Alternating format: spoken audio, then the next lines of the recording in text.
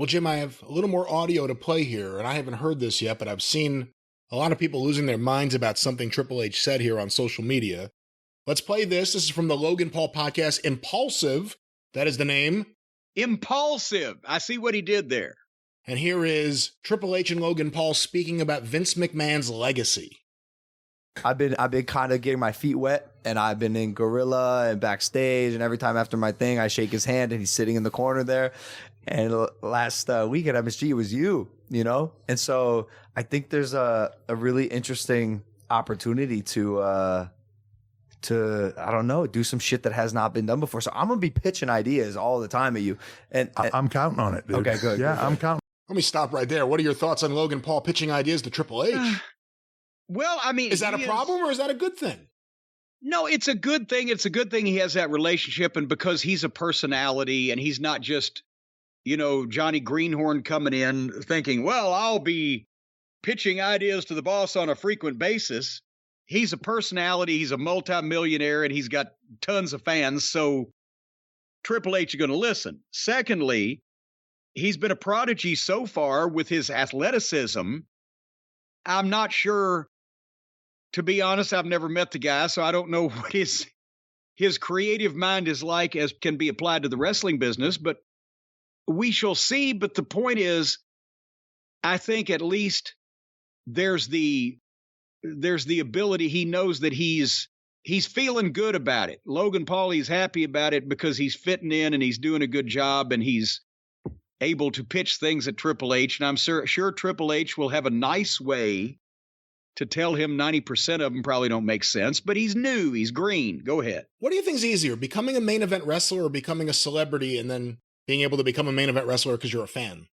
These days, becoming a celebrity is probably easier than becoming a main event wrestler. Let's go back to this audio.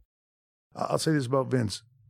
Massive shoes that I couldn't even dream of beginning to think I could fill, right? Like the gap there in this moment is massive, but the opportunity to take it in a direction that has never gone before is massive.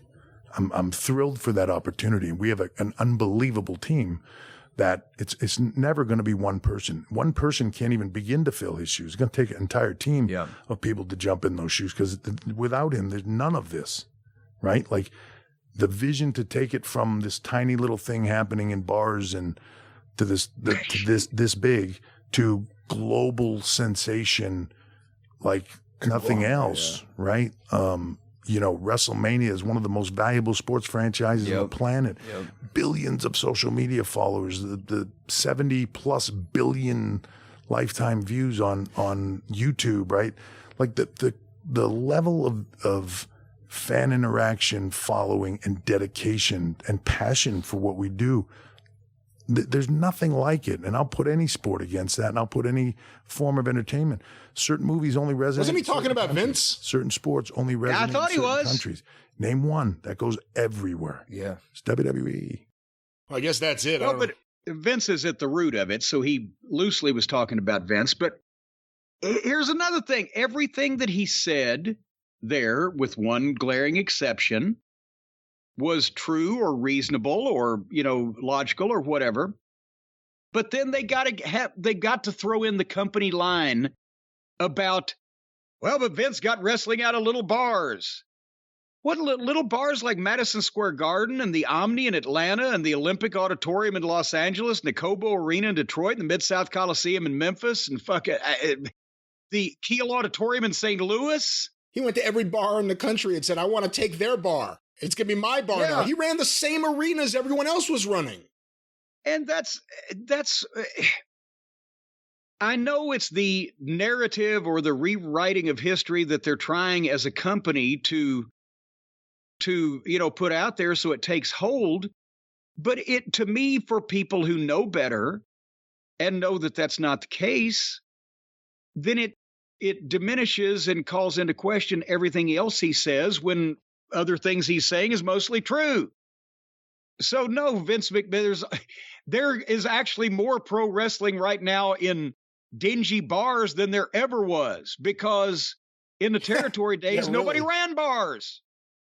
They all ran arenas, or if it was a spot show, high school gyms, rec centers, whatever, if it's a spot show in a small town, but every territory in existence ran either the major building or the secondary building in all of their regular towns, including Vince's father, who ran Madison Square Garden, the Philadelphia Spectrum, the Boston Garden, the Baltimore Civic Center, and the Pittsburgh Civic Arena, among others, when Vince was in his 20s or younger.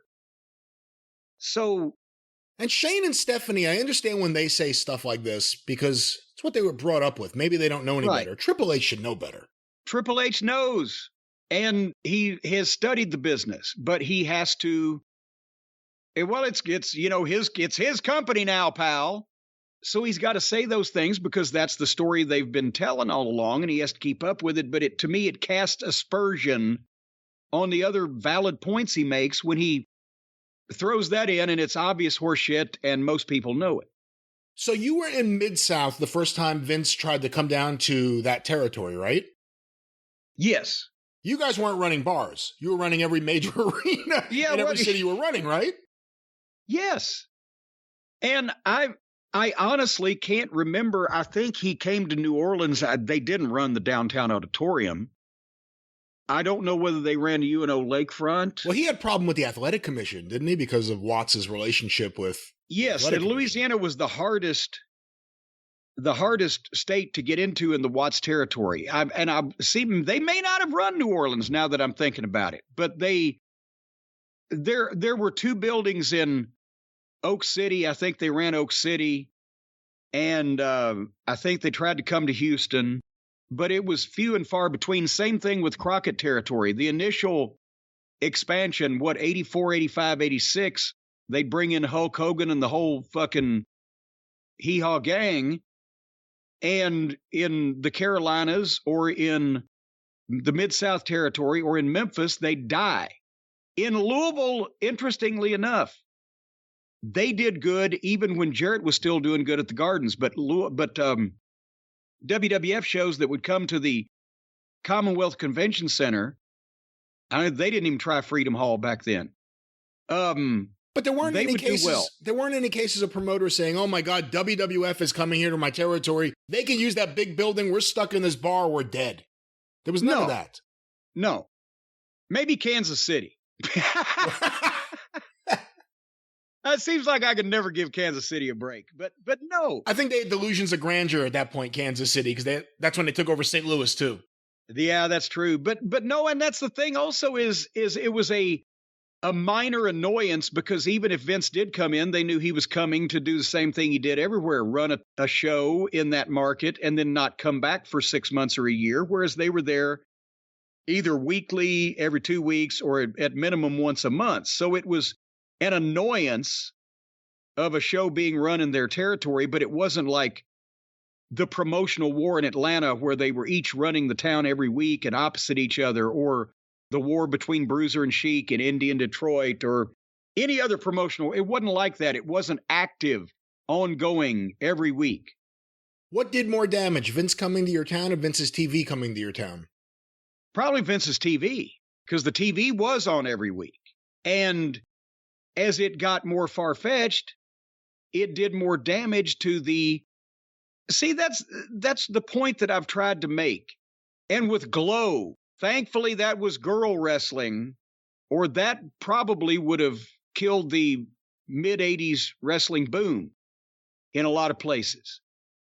Because Glow was obviously fake and phony, and it was a parody, and they were playing it for laughs, and they weren't trying to make anybody believe anything. And if that had been guys wrestling, it would have hurt the Mid-South territory. It would have hurt the Carolinas. It would have hurt some parts of most of the South, because they were the ones with realistic pro wrestling.